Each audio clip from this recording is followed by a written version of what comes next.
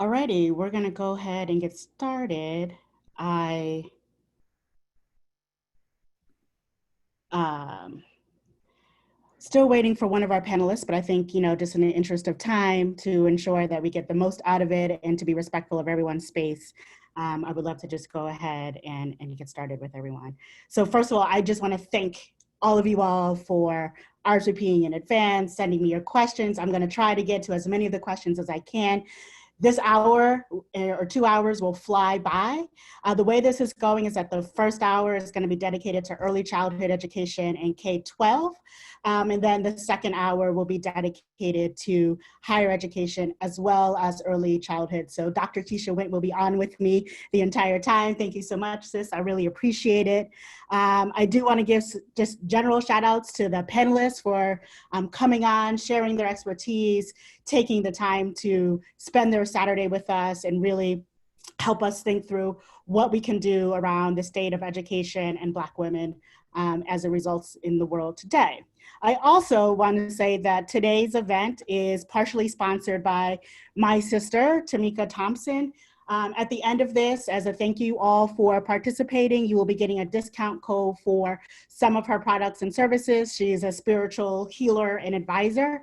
And I think we're all in the mood for some spiritual healing and advising. So that's Tamika, who was so kind enough to sponsor some of our work here.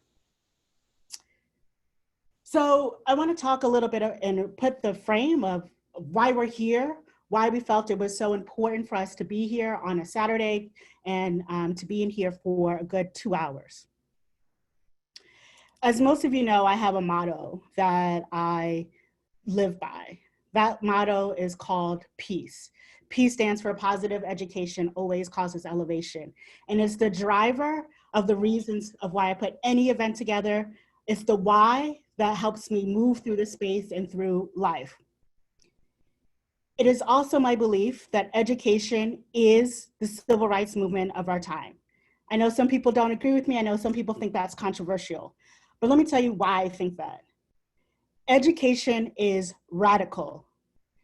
It is the driver of change, not just about the public education that we know here in the United States.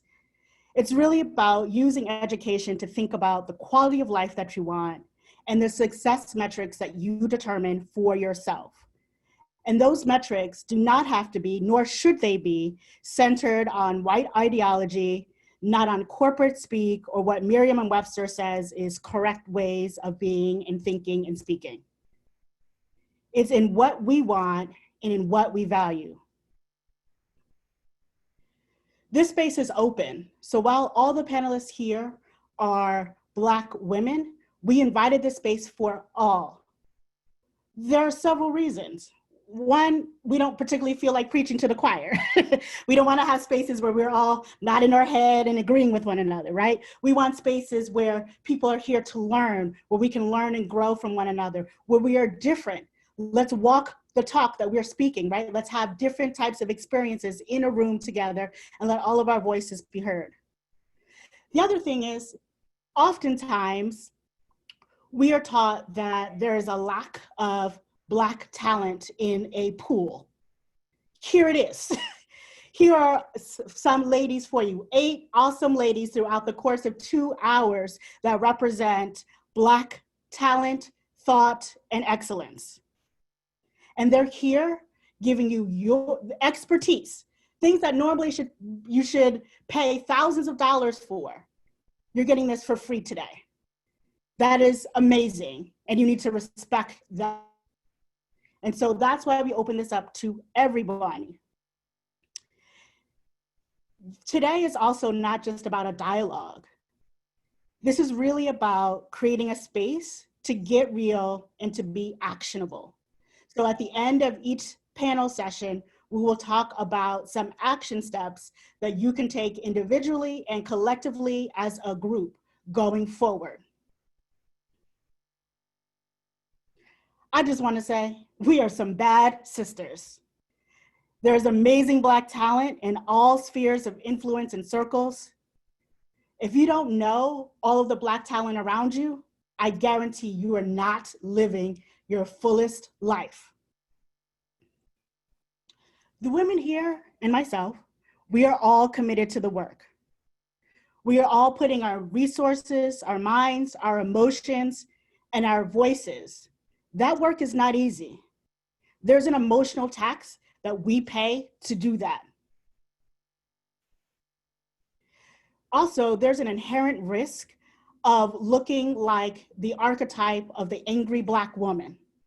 There's an inherent risk to our financial empowerment, risk to our financial security, our job security, but we're doing this anyway, right? In the face of fear comes courage. We are fearless heroes. With that, my sisters, I thank you. So why am I doing this today? Black women in education. There are many times and events that have made me think about the school to prison pipeline, all the ways that our Black bodies have been devalued, not even discussed in American public school education or American education, period. But I want to talk about a time that really stood out for me. And I was like, I really have to, I was always doing the work, but now the work felt more urgent and I really needed to do something about it. So I'm reminded of a time when I walked into a school and children were treated as robots. Everything was clean and shiny, but there were these lines on the floor and there was a strict uniformity to conform and to assimilate. Our children's souls were dying. Their Blackness was being stamped out, all in the name of testing metrics and the falsehoods of the American dream. That was the time when it was more than clear that white hope, heroism, altruism was a pervasive ill within our culture, that assimilation and integration has done more harm than good, and that setting our students up for rote compliance and understanding severe punishments for minor infractions mirrored what was going on to our Black bodies in the justice system. How did we get here to be in this work today? So like, why now? Why me? Why did I put this all together? So I'll just start off with saying, I love connecting with my Black sisters. Anyone who knows me knows that I'm always putting happy hours together. Anywhere I go, I travel all across the country and I'm like, who could I come connect with? Let's do happy hours, let's do fun stuff. And when I moved to Nashville, Tennessee a few years ago, I don't live there now, I'm back in New Jersey. But when I was in Nashville, that's what I did. I cultivated a community of Black sisterhood, especially in education, and we would have our monthly happy hours. I see you, Rashida and Mia, smiling because that's how I know them. It's literally how we became connected. Through that work and having that as part of my mind, I do everything to support Black women in all ways that I can. I am currently the producer of Sisters on Fire and of IMU, both plays. One play was done off-Broadway in New York City, one play in East Village. But the most important thing about being the producer of those works was that they elevated the voices of Black women. Through that, we decided to create community events. So we would have in-person community events where we would talk about what's going on and have action steps. Then Corona hit. And I said, wouldn't this be a perfect time to put this up virtually and have people all over the country and all over the world be able to experience the beauty of what it means to be part of a sisterhood community. So I launched this last month. We did one on coronavirus and we got amazing, amazing accolades. And people were like, when are you gonna do it again? So committed action step. I have committed that every month we're gonna hold this. And so this is our second time doing it. Next month, we're actually gonna go global and everyone on the panel will be representing a different country from the diaspora and or living in either a Eurocentric colonized area, right? So we're gonna have people from all over talking about their experiences because the experiences of Black women is not just here in America, it is a global issue. Okay. So the educator in me does have a few slides. I swear I'm going to go through them really quickly, and then I'm going to actually introduce our panel for today.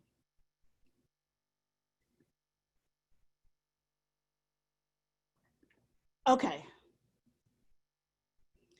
What we know about the state of education currently is that it erases and devalues Black lives, experiences, and people.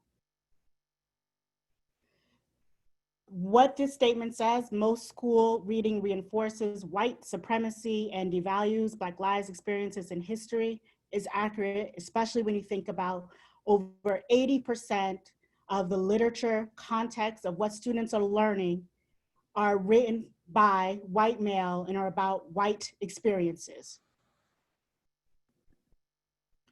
Here's just an infographic on where we stand in diversity in children's books, period.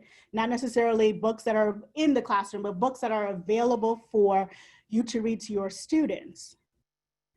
I think the most troubling statistic here is that 27% are about animals and others. And then comes white, right? And all of the rest of us we are put below the idea of animals and others. That says something psychologically to our children when they are constantly being reinforced with values that do not align with theirs, with reading experiences that they do not understand. Oftentimes we're like, kids can't learn and they don't understand. Well, part of the reason they don't understand is because we're not elevating their experiences. It's not things that they're relating to. Let's think about the things that we're saying. School to prison pipeline. This is something that I am extremely passionate about. Action step, I will be calling this out, is that we should be calling for police to be removed from school buildings, and in their place should be more social workers. The reason this is startling around receiving out of school suspensions is because those are the amount of time that students are not in school learning. You're taking students away. So your punishment is to remove their education. And look at the disparity there. Black boys and girls receive the most out of school suspensions of any other group. School to prison pipeline. So this is statistics from about 5 years ago. But think about this. And when they're talking about arrests, they mean arrests from school, not arrests from their home, not out in the community, meaning police officers are arresting students in school buildings and taking them out of handcuffs. If that is not mind-boggling to you, if that is not disturbing to you, I don't know what else to say.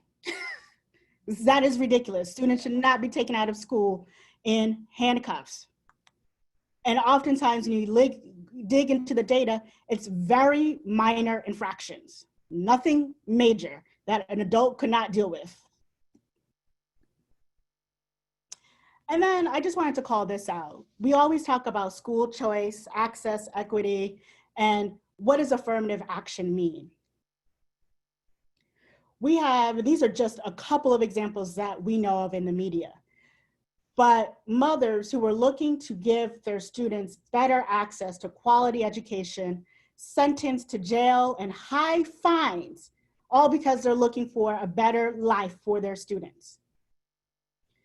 Meanwhile, need I say more? What you're seeing here is real affirmative action, right? That's legacy. That's people using their money and their wealth to move their students as needed, and not even assuring that they have the high quality and values needed to be part of any particular institution. This is the real affirmative action here, ladies and gentlemen. All right, I'm going to stop sharing my screen now because I'm done with my teaching moments.